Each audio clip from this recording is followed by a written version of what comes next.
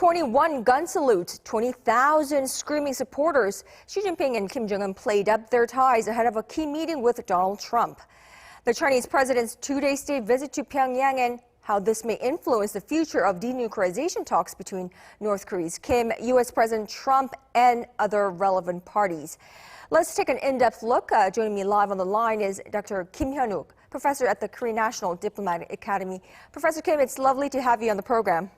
Thank you very much. Now, we've learned that Kim has signaled a willingness to compromise in the stalled nuclear talks with the U.S., while she has pledged assistance for North Korea's efforts to ensure its own security and development. What do they mean by this? In other words, what kind of changes can we expect in denuclearization talks, judging from those remarks? Yes, right. According to the CCTV report, it's reported that the North Korea, Kim Jong-un, has expressed its willingness to continue dialogue with the United States. And also, Xi Jinping is giving Kim Jong-un support of security and development. I think what is important at this time is that, it looks like, Xi Jinping is trying to use a security and development, support as a kind of incentive to move Kim Jong-un for a dialogue. But one of the problems is that even though he go back to a table to talk with President Trump and the United States, still there are, big gaps between the U.S. and North Korea. So even though the working level talks begins, we are not sure yet what will be the outcome of the talk. And I think also that it all depends upon what would happen at the G20 meeting between President Trump and Xi Jinping.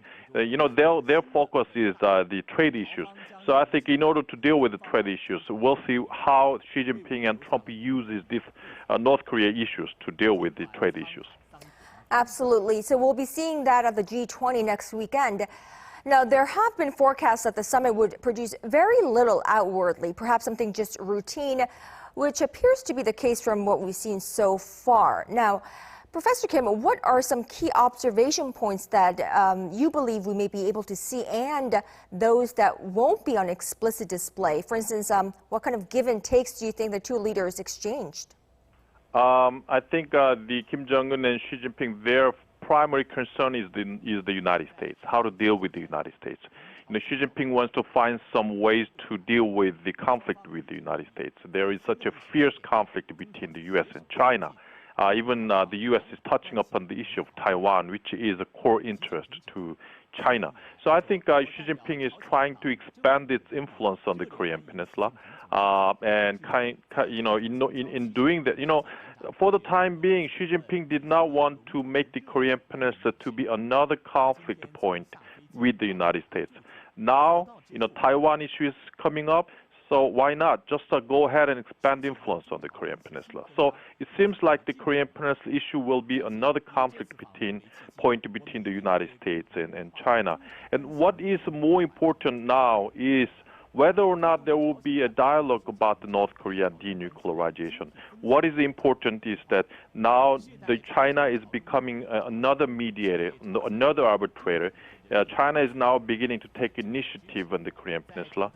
China is now expanding its influence on the Korean Peninsula. So I think by a lot of support, obtaining a lot of support from China, I think North Korea has, Kim Jong-un has more solid and more hardline policy towards the United States. That's what I expect.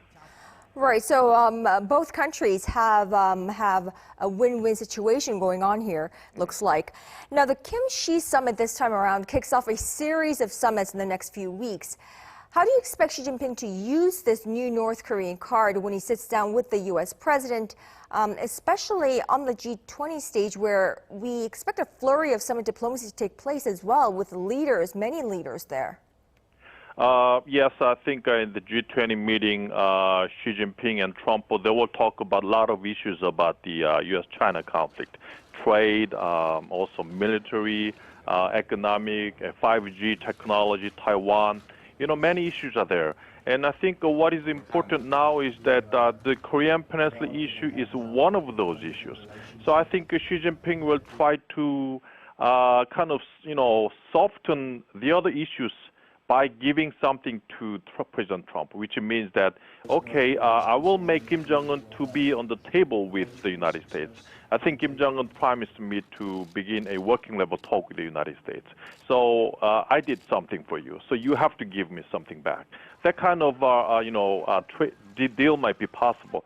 But outcome, it depends upon President Trump. If President Trump thinks that, okay, I don't care about North Korea issues anymore, so I will just keep on, bashing you on trade issues and all of the issues, no deal. What happens, we don't know. So we'll see how it goes at G20 meeting. So basically, it appears to be that China's Xi Jinping is venturing the possibility of playing the middleman between North Korean leader Kim Jong-un and U.S. President Donald Trump. Now, where does this place South Korea in this entire process? What about President Moon's mediator role? Yes, because President Moon also has to think about the international community's perspective and the U.S. policy towards North Korea. President Moon could not just violate the international community sanctions on North Korea. In order for North-South economic detente and cooperation, we have to violate the international community sanctions, which is not something that President Moon could not do. So now I think China, if China gives something to North Korea, North Korea definitely would ask more than China can give to North Korea. I think North Korean request would be something that crosses over the UN Security Council Security Resolution, boundaries. So I think China, North Korea, they will do something like that. They will just keep on the ship-to-ship transfer, which will violate the sanctions. But President Moon Jae-in could not do that. So I think, we now have to wait and see. I mean, even though North Korea and the U.S. will begin working level talk, I don't think the outcome will be rosy. I mean, their gap will be not easy to be narrowed down. So I think the South Korea have to wait and prepare for some kind of ideas and plans to be another mediator in case the North Korea and the United States working level talk is not successful. Absolutely. So we'll be waiting for any kind of results to come out of this summit and the G20 summit and summits following that. Kim Hyun-wook, professor at Korea National Diplomatic Academy, are one of our go-to experts on foreign affairs. Many thanks for speaking with us today. We appreciate it. Thank you very much.